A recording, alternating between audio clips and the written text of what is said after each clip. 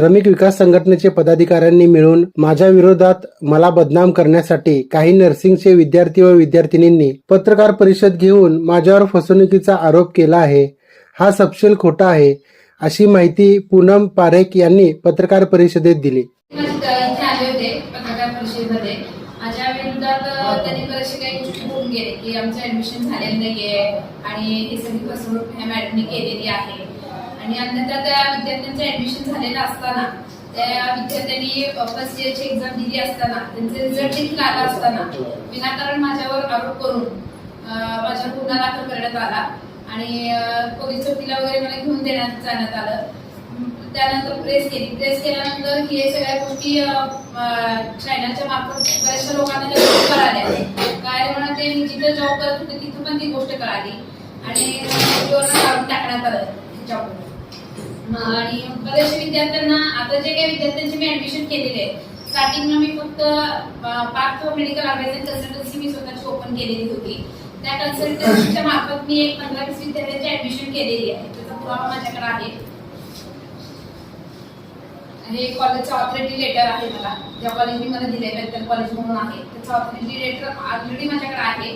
त्याद्वारे मी 15 ते 20 विद्यार्थ्यांचे ऍडमिशन केले असताना ते विद्यार्थी पास वगैरे झाले, first year second year pass झाले असताना ओळखीच्या मार्फतनं बरेचसे विद्यार्थी माझ्याकडे कॉन्टॅक्ट करण्याचा प्रयत्न केला। माझ्या घरी आले की मॅडम आमचं पण ऍडमिशन करून द्या, अन्यथा आम्ही जॉब करतोय तर आम्हाला वेळ नसतोय आणि ह्या सगळ्या गोष्टी तुम्ही करून जी काय प्रोसिजर असेल त्या सगळ्या गोष्टी तुम्ही करून आमचं ऍडमिशन करून द्या म्हणून आम्हाला विनंती केली। त्या लोकांनी विनंती केल्यानंतर मी त्यांना त्यांच्या सगळ्या ऍडमिशनचे ओरिजिनल डॉक्युमेंट्स वगैरे घेऊन कॉलेजला सबमिट केले। सबमिट केल्यानंतर तिथं त्यांची ऍडमिशनची प्रोसिजर झाली। प्रोसिजर झाल्यानंतर त्यांचं हॉल तिकीट येण्यात आलं। हे विद्यार्थ्यांची माझ्याकडे हॉल तिकीट आहे, हे विद्यार्थ्यांकडे पण आहे, ह्याची कॉपी माझ्याकडे पण आहे आणि याची कॉपी कॉलेजमध्ये पण आहे।